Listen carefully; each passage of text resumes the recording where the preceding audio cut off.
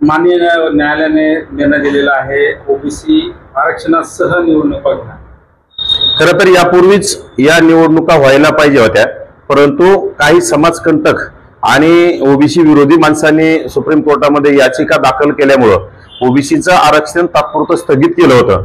परंतु गेल्या 3-4 वर्षापूर्वीपासून जे सुप्रीम कोर्टामध्ये यामध्ये रीट याचिका नामदार छगनरावजी भुजबळ साहेब हे ओबीसीचे नेते यांनी ओबीसीचं आरक्षण पुरवत व्हावं यासाठी याचिका दाखल केली होती आणि त्या याचिकेवर काल सुनावणी होऊन निकाल देण्यात आलाय।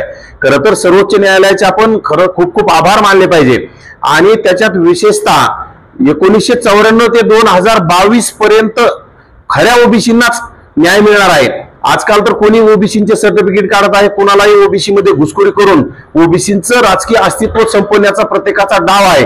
परंतु सुप्रीम कोर्टाने दूध का दूध आणि पाणी का पाणी करून दाखवलं आणि जे ओबीसी मध्ये घुसखोरी करून ओबीसीचं अस्तित्व संपवण्याचा प्रयत्न करत आहेत अशा लोकांच्या तोंडात ही नक्की सुप्रीम कोर्टाने चपराक मारलेली आहे।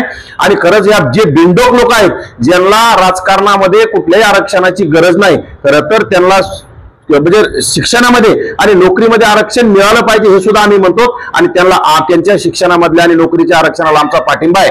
परंतु या बिनडोक लोकांना शिक्षण आणि नोकरीपेक्षा महत्वाचं आरक्षण त्यांना ओबीसीचं आरक्षण संपवण्यासाठी ओबीसी मध्ये घुसण्याचा त्यांचा घाट सुरू आहे। खरं तर सुप्रीम कोर्टाने आता ही सुरुवात आहे, सुप्रीम कोर्टाने त्यांच्या तोंडात एक चांगली चपराक मारलेली आहे आणि येणाऱ्या काळात खरं तर आम्ही सुद्धा आता नवीन घुसखोरी झालेले आहेत यांच्याकडे सुद्धा आता सुप्रीम कोर्टाच्या माध्यमातून, उच्च न्यायालयाच्या माध्यमातून, सर्वोच्च न्यायालयाच्या माध्यमातून नक्कीच प्रयत्न करून हे जे बोगस कुणबी प्रमाणपत्र वाटप झालेत हे सुद्धा रद्द करण्यासाठी प्रयत्न करणार आहोत।